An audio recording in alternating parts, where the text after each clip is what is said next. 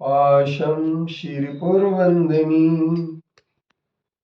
सिरपुर पाके पारस प्रभु बंधु कटे बंद जग के सारे।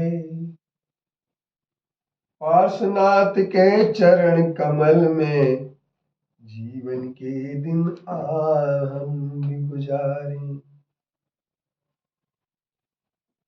पत्रम यत्र विहायिषि प्रविपुले स्थातुं क्षणं न क्षमं तत्रास्ते गुणरत्न रोहणगिरि यो देवदेवो महान्।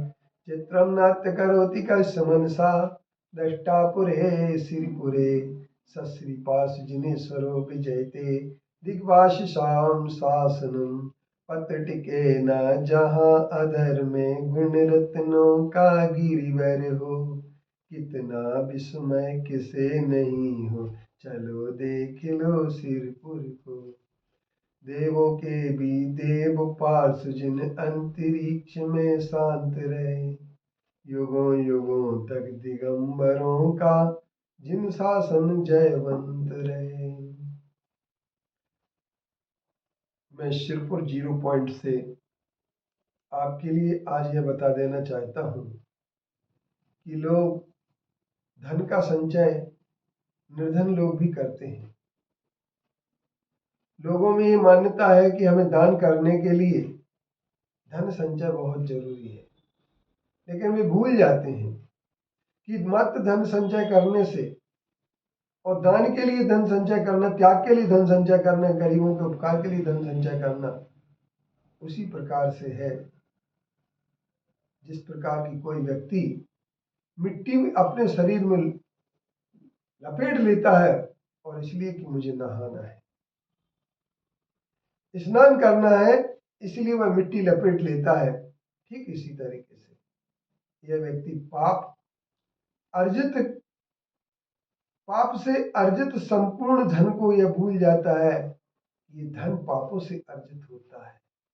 पाप के बिना कोई धन अर्जन नहीं होता है, और जब पाप के बिना धन अर्जन नहीं होता है तो पहले हम पाप करें, इसके बाद धर्म या पुण्य की बात करें तो ये कोई हमारी औचित्यपूर्ण नीति नहीं है। लेकिन विचार इस बात का करना है कि धन ग्रस्त के नहीं होता है तो वह ग्रस्त 2 कौड़ी का है, और जिस साधु के 1 कौड़ी भी है वो साधु 2 कौड़ी का होता है। अर्थात परिग्रह साधु कभी भी हमारे यहाँ मान्य नहीं है, और परिग्रही साधु के लिए कभी इज्जत नहीं मिलती है। इसलिए आज दिगंबर साधुओं के लिए समाज जिस दृष्टि से पूरा राष्ट्र देखता है वह कुछ एक अलग ही बात है, उसका सोच ही अलग है। लेकिन वस्त्रधारी लोगों के लिए, चाहे मैं भी लंगोटी में बैठा हूं, तो भी हमारे लिए समाज एक अलग दृष्टि से देखे।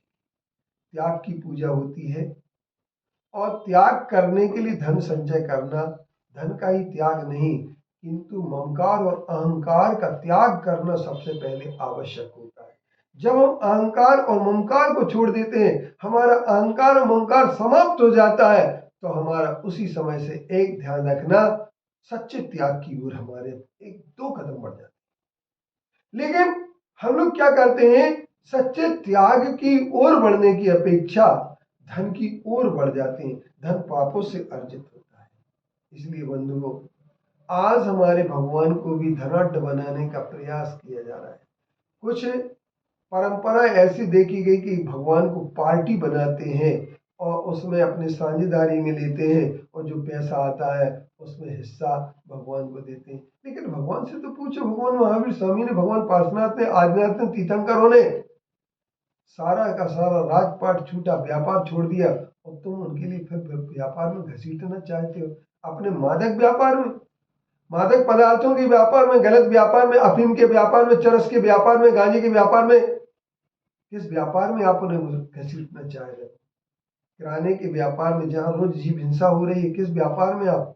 वायदा व्यापार में किसमें पार्टी बना रहे हैं आप? एक मान्यता ज्यादा अच्छी नहीं है।